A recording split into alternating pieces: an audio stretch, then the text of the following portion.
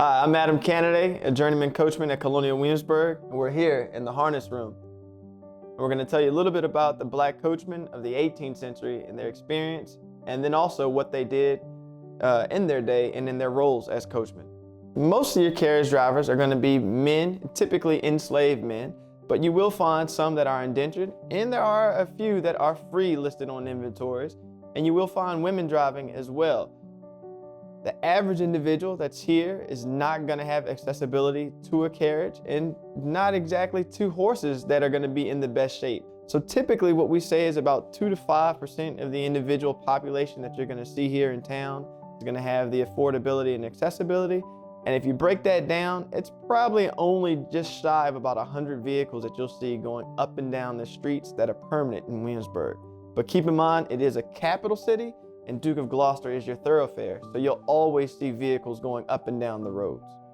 Some of the men and young men who were involved in working with horses included names such as Jupiter, Billy Lee, who is synonymous with Mr. General George Washington. You also have Watt, Caesar, a few others that are in this area here. And their skill was not just limited to driving a carriage. Those men were fox hunters, they were trainers, they were vets, they were farriers, they were harness makers.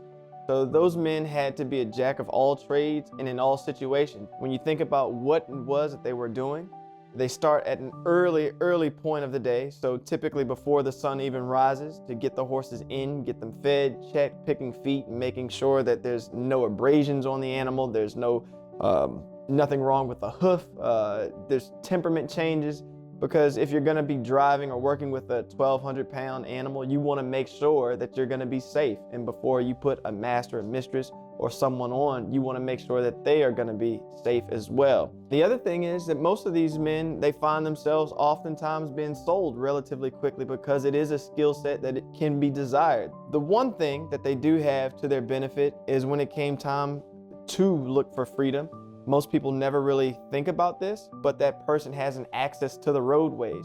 He's been around the area, so people are familiar with what that individual looks like, which can be a hindrance, but can also be a blessing for that individual, as they may escape to a Philadelphia or a New York where there's loads of drivers there in a congested city.